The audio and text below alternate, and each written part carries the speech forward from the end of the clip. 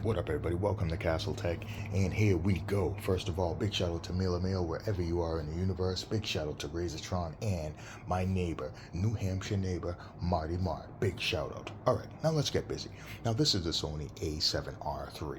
All right, now recently, I think like a month ago, I got the A7R5, and I'm going to tell you, you are going to drop the bag to get that camera for one particular feature you probably never knew that you needed until you use it. Now, example, this is the A7R3. Now, I have this on a tripod right here. I was doing a time lapse, trying to do a time lapse. All right. Now, when you put this camera this way, this is it. This is all you got. All right. The camera, the screen just doing this. Now, this never bothered me. I never cared about it. Nothing. But when I started using the A7R5 and the way that screen flips up like this, game changer. Game changer. The convenience of taking low pictures and all that stuff, game changer. Everything from ergonomics and everything. Like the pressure off your back, your shoulders, everything, especially if you're carrying a bag and stuff like that. It's a game changer. You can actually rack the shot perfectly and do all that stuff. It's just a $3,800 convenience for that camera. All right, now yeah, it's some money. And you know what would have made the A1 more functional? If they gave that feature to the A1, because I have the A1 as well, and I think the A1 should have came with all of that stuff. Or perhaps later on they should implement that with some sort of design on it. I don't even know, but that's just me saying it. All right, so and that's basically what it is. So I found myself using that like crazy, and I was like, wow, I never cared about that because I don't vlog, and I generally just don't use that screen at all. But man, let me tell you, you guys will need that. Now, is it worth the $3,800? Like, what can you do to avoid not paying $3,800? You can use an external monitor, use your phone, do whatever the case may be, all type of stuff. But if you're out in the field or out in the woods like I am, majority of the time, you're not going to want to set up all that stuff. I don't like bugs and stuff like that, so sometimes I'm sitting there and a bug might go by, and I'm like, yo, you know what I mean? Or sometimes, now it's getting brighter outside, so, you have that time to be messing around and all that stuff. But if you're just trying to do something quick, you're riding through the trails, you see some deer or something like that, or some coyotes in the cut, or some wolves or something, and you're like, oh, let me film that real quick. You don't want to be, you just, what I'm saying? You want to make it fast and easy.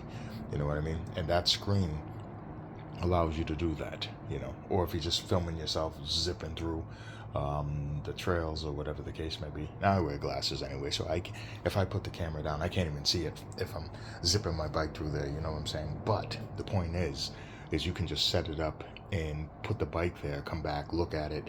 It's just a convenience feature. I repeat, it is a convenience feature. All right, now you can still get away with using other cameras, all right? But if you have the extra loot, it's almost something you might just want to pick up. All right, so that's about that. Now, I've been pacing the A7R5 against the A1, and the A7 V is dope, but the A1, I've watched a lot of reviews and everybody's like, yo, the R7 V is better. I'm just gonna say the autofocus on the A7R5 is faster. Now, I haven't updated the firmware on this one, and I haven't updated the firmware on the A1. These are both still raw, meaning out the box.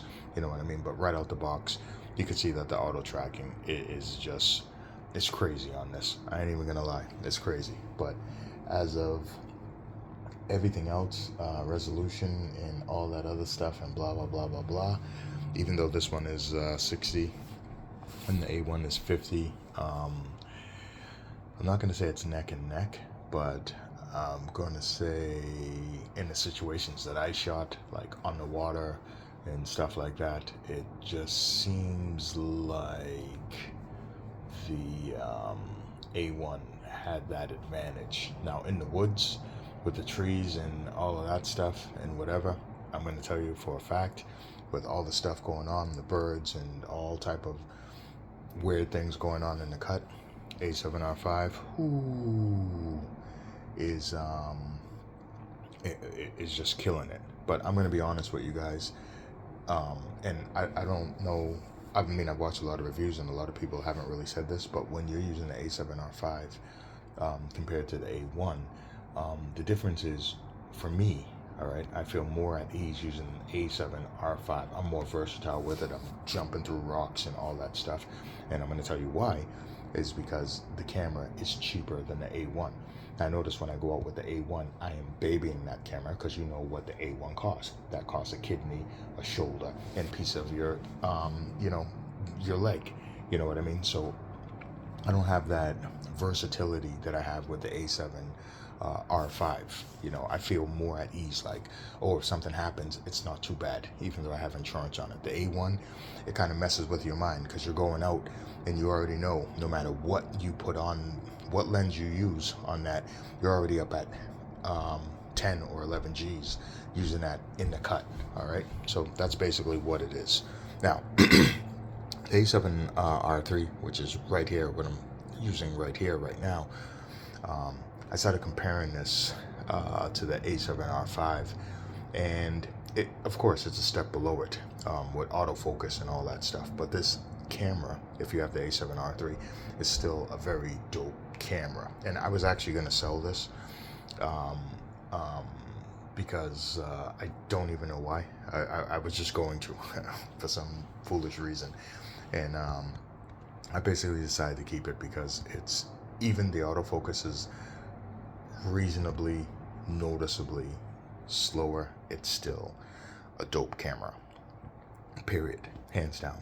You know what I mean? So if you're in a situation where, you know, you don't really need that type of speed, this is going to be your camera.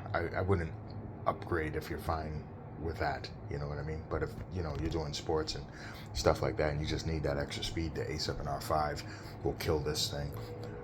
Slap it up, WWE it, Bubba, get the table, and just, you know, smash this all day.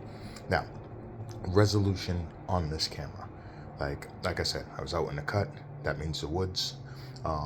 Yo, the picture quality on the A7R3 is crazy. Don't just think because the A7R5 has some crazy stuff on it that it's the quality is far by better. It is better, just a little bit. But like I said, if you're taking your time to shoot the photo or the video, yo, this camera is dope. And that's the reason I end up keeping it, because I almost sold it. And I took it out just to show a couple people after I cleaned it up and stuff. And I forgot how dope this camera is, because anytime I'm about to just do some random shooting outside, I always grab the A7 III. Why? Because I have that customized to my liking for B-roll and literally everything. And this is kind of set up differently. So I just prefer the A7 III. But like I said, when I was out, I was like, yo, man, I got to keep this thing. All right. So that's basically about that. So if you find yourself in a situation where, you know, you want to, you think you need to upgrade, then, you know, maybe you could sell it and upgrade. I don't know. That's just a little something. Also, I did finally invest in some CSF Express cards. And that's night and day for the A7R5. It's definitely, you can, I don't shoot like that, like, you know what I'm saying? But it's definitely up. I upgrade like all the cards to, you know, Sony Tough cards, either the G or the A1 and the A7R5. Those are all higher CFX Express cards and stuff like that. So it does make a difference.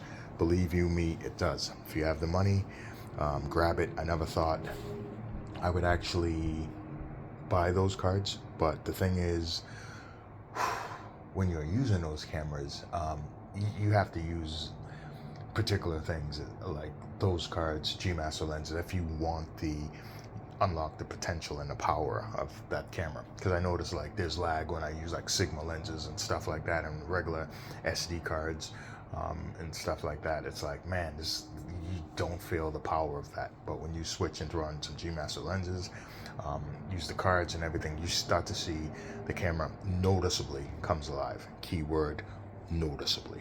All right, so anyway, that's it. And yeah, that's about that. So peace out.